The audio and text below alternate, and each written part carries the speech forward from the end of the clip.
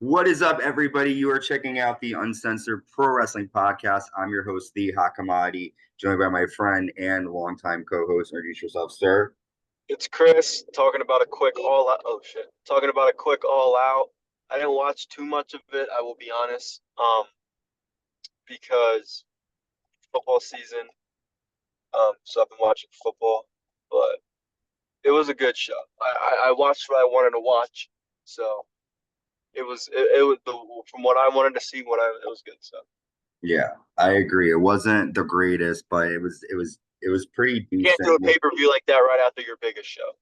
Yeah, I do agree. But we're covering AEW All Out live in Chicago. The opening match is Daniel Garcia versus MJF. And this is a decent opening match. MJF lands an Impaler DDT and gets a 2 count. MJF bites Daniel Garcia's head and then punches a bloody Daniel Garcia and yells at him. MJF lands a mule kick and a Panama Sunrise for a 2 count.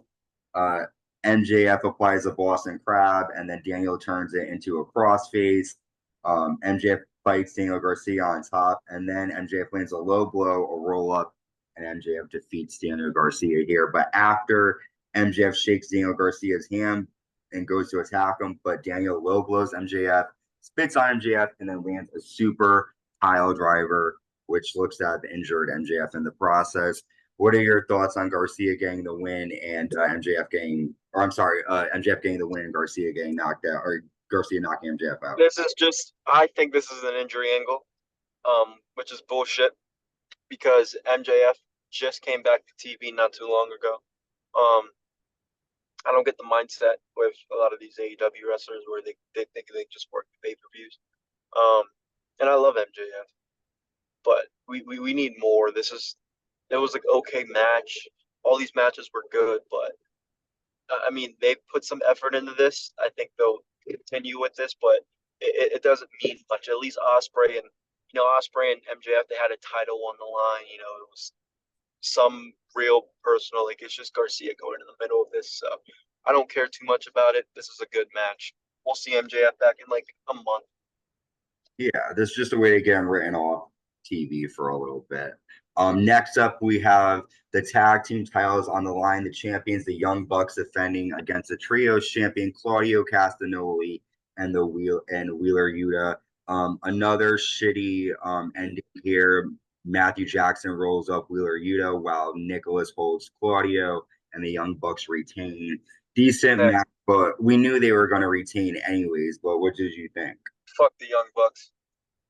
Yeah, I'm not They're a a big bunch fan. of dickless. They're a bunch of dickless, selfish little pricks. Fuck you guys. The tag team division does not mean shit. It won't mean shit for a while. It's they completely ruined their own division. 100%. I agree with you.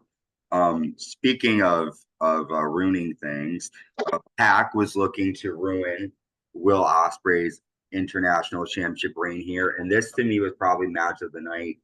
Non-stop action back and forth. They both landed poison ranas on each other. They looked like kind of similar in what they were doing.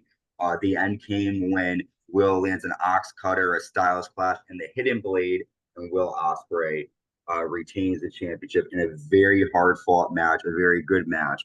What are your thoughts on this one? Yeah, this is my match of the night as well. Um, this didn't involve any hokey pokey weapon bullshit. This was a good wrestling, the wrestling that I like. Um, I enjoyed it. It was really back and forth. Um, Will Ospreay, I think any match he has will be contender for match of the year because he's that damn good. Um, I'm excited to see what him and Ricochet are going to do. But this was a really good match. Ospreay deserved to retain his belt, and yeah, good stuff. Good stuff. Yeah, I agree. It was definitely was good This pay stuff. per view was boring, guys.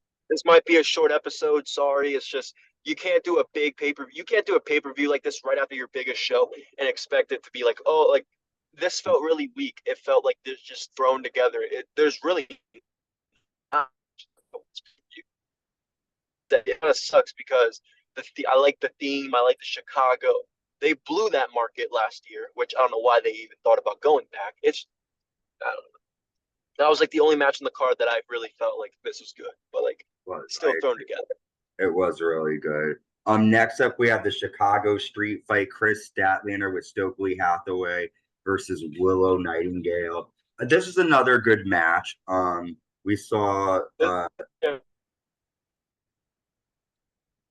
what was that? You froze. Okay, wait, you're coming back, I think. Okay. There we go. You're gone again, sir. Okay, wait. While you get yourself back on the Uncensored Pro Wrestling Podcast. I didn't even say anything. Oh, I thought you were talking because it was like no. I'm trying to say I'm not saying anything. Oh, so yeah, we see a lot of action here between these women. Kris gets busted open. The end comes when Kris lands a tombstone and wraps the chain around Willow Nightingale's face, and Willow Nightingale passes out, and Kris Statlander gets the win here. So, what are your thoughts on that match and that victory? I mean, good personal rivalry, not too much. It was just a street fight. They did it better. They did this type of match way better than Deonna Purrazzo and Thunder Rosa on Collision. This was a fight. This was a fight. I didn't hate it too much. I like both these wrestlers, so I do agree. That's good. Next up, though, I like the wrestlers too, but it was just kind of like, I'm over it. Yeah, it was like a good match, but like I said, this whole card is kind of like lackluster. Continental Champion Okada defeats Orange Cassidy, Kenosuke Takeshita, and Mark Briscoe after landing a Rainmaker on Orange Cassidy. I'm not a big Okada fan, not a big fan of that match in general. Yeah, they kind of ruined Okada. Yeah. But it was good. I still think that Continental Championship means nothing, but they're gonna pretend it is just so Okada has a belt because he's a part of the elite. I don't like any of these guys except Okada. So even then AEW ruined him with this whole comedy gimmick now that he's doing.